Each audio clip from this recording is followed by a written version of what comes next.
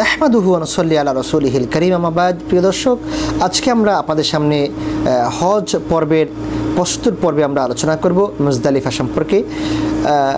মুজদালিফায় কী কী কাজ আমাদেরকে করতে হবে এবং কিভাবে আমরা মুজদালিফায় সময় অতিবাহিত করব, সেই বিষয়গুলো আমরা আপনাদের সামনে উপস্থাপন করার চেষ্টা করব।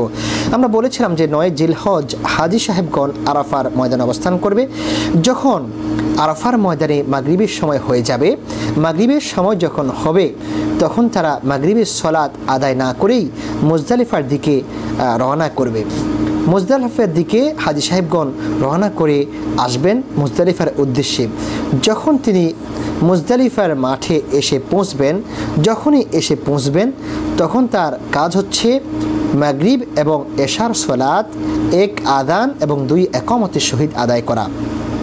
1 আযান এবং 2 ইকামতের সহিত আমরা মাগরিব এবং এশার সলাত আদায় করব।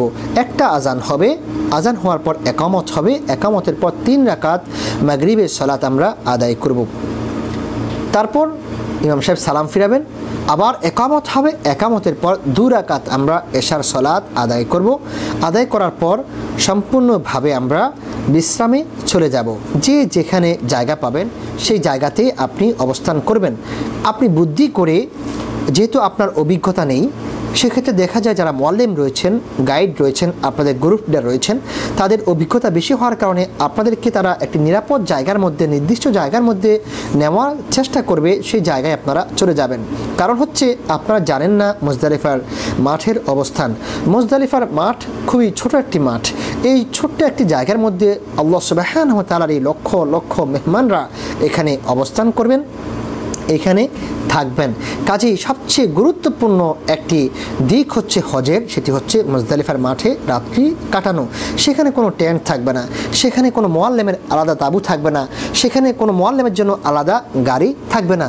আপনাদেরকে নামিয়ে দিয়ে যাবে। নামিয়ে দিয়ে যাওয়ার পর যারা ইউরোপ আমেরিকা থেকে আসবেন তাদের হয়তোবা নির্দিষ্ট মুআল্লিম নাম্বার দেওয়া থাকবে একটি পাহাড়ের নির্দিষ্ট ভিতরে জায়গার মধ্যে।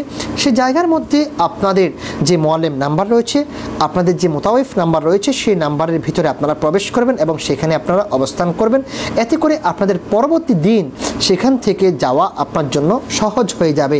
কিন্তু যারা আমাদের ভারত উপমহাদেশ এবং আরব থেকে যাচ্ছেন তাদের কিন্তু এই ধরনের ফ্যাসিলিটি নেই, তাদের জন্য নির্দিষ্ট এই ধরনের কোনো জায়গা নেই।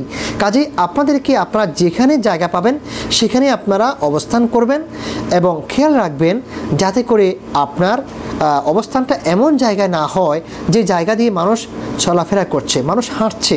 কারণ মানুষের স্রোত যখন ভোর রাতে হাঁটা শুরু হয়ে যাবে, ফজরের সময় হাঁটা শুরু হবে, তখন তারা কিন্তু সেই স্রোতের সময় কারো পেটের মধ্যে পাড়া পড়বে, কারো গায়ে পাড়া পড়বে, কারো গলার মধ্যে পাড়া পড়ে যেতে পারে, পা পড়ে যেতে পারে। এই জন্য আপনি সতর্কতা অবলম্বন করে একটি নিরাপদ জায়গা অবস্থান করুন যাতে করে এই ধরনের বিপদ থেকে আপনি বেঁচে যান।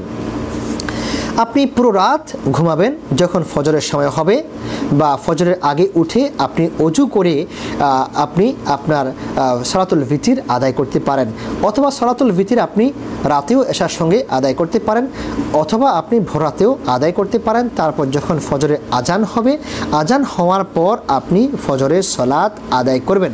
ফজরের সলাত আদায় করার পর আপনি ফর্সা হওয়া পর্যন্ত সেই জায়গার মধ্যে দাঁড়িয়ে দোয়া করবেন। যে জায়গার মধ্যে রয়েছেন সেই জায়গার মধ্যেই, যদি কারো পক্ষে সম্ভব হয় মাশআরুল হারামে আসার, যেই জায়গাটি রাসূলুল্লাহ সাল্লাল্লাহু আলাইহি ওয়াসাল্লাম সালাত আদায় করেছেন, সেই জায়গার মধ্যেই এখন একটি মসজিদ রয়েছে, যে মসজিদকে বলা হয় মসজিদুল মাশআরিল হারাম।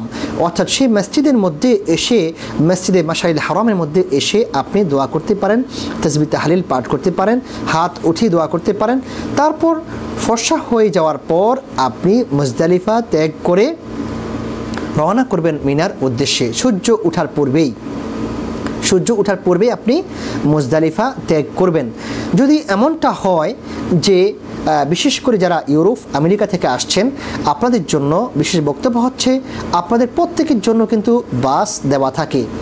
আপনাদের সেই নির্দিষ্ট মোতাওয়াফের গেটের সামনে বাস চলে আসবে, সেই বাসে করে আপনারা আসতে পারেন এবং আপনাদের কাছ থেকে আপনাদের সেই জায়গা থেকে তাঁবুর মধ্যে আসা একটু কঠিন হয়, যেহেতু জায়গাটা একটু আঁকাবাঁকা আপনাদের জন্য চেনা সেই জায়গাটি কষ্ট হয়ে যাবে। এই জন্য আপনারা নির্দিষ্ট জায়গার মধ্যে অপেক্ষা করবেন।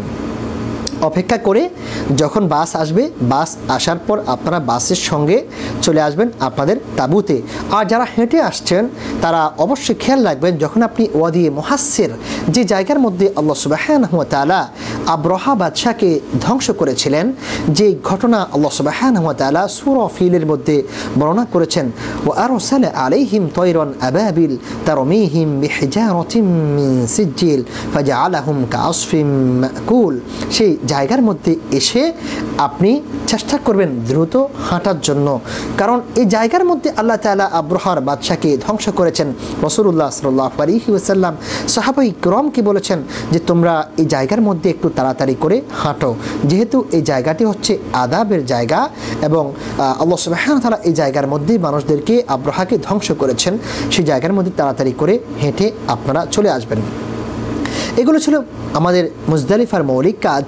এখন মুজদালিফা সম্পর্কে কয়েকটি প্রশ্নের উত্তর আমরা আপনাদের সামনে উপস্থাপন করার চেষ্টা করব ইনশাআল্লাহ। একজন বোন প্রশ্ন পাঠিয়েছেন যে আমার সঙ্গে বাচ্চা রয়েছে, তাহলে আমি কি ভোর রাতেই মুজদালিফা ত্যাগ করতে পারবো? হ্যাঁ, যে সমস্ত হাজী সাহেবদের ওজর রয়েছে সেই সমস্ত হাজী সাহেবরা ভোর রাতে তারা মুজদালিফা ত্যাগ করতে পারবেন, এতে কোনো সমস্যা নেই। রাসূল সাল্লাল্লাহু আলাইহি ওয়াসাল্লামের সময়ও তিনি কতিপয় সাহাবায়ে কেরামকে অনুমতি দিয়েছেন এবং যারা আগে চলে এসেছেন।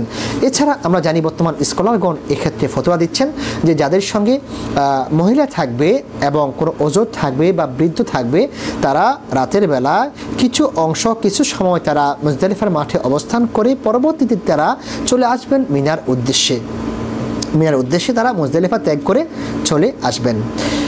আরেকটি প্রশ্ন এসেছে যে মুজদালিফার মাঠে আমরা জায়গা পাইনি, আমরা পেয়েছি একবারে শেষ সীমানায়, যা বর্তমানে দেখা যায় মুজদালিফার বাহিরে, সেক্ষেত্রে আমাদের হজের কোনো সমস্যা হবে কিনা?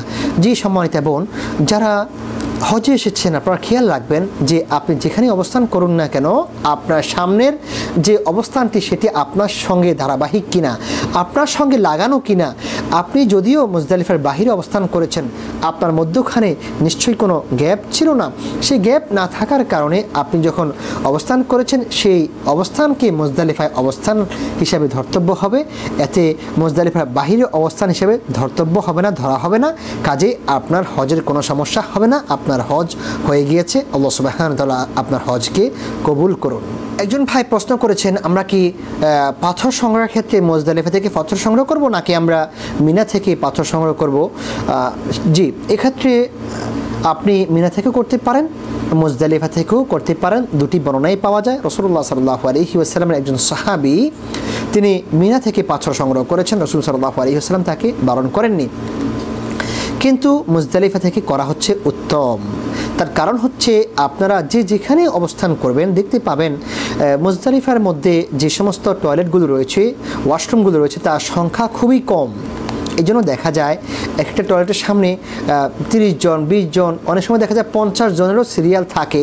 সেই সমস্ত টয়লেটগুলোর সামনে আপনি খেয়াল রাখবেন অনেক পাথর সৌদি সরকার গভর্নমেন্ট তারা সেখানে দিয়ে রাখে, যাতে করে হাজী সাহেবগণ সেই জায়গা থেকে পাথর সংগ্রহ করতে পারেন সহজে।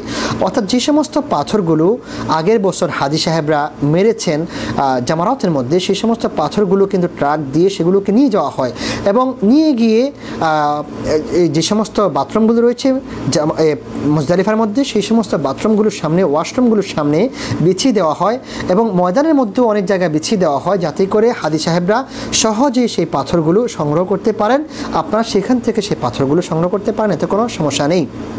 আল্লাহ সুবহানাহু ওয়া তাআলা আমাদের সকলকে রাসূলুল্লাহ সাল্লাল্লাহু আলাইহি ওয়াসাল্লামের ন্যায় হজ সম্পাদন করার তৌফিক দান করুন, আমিন।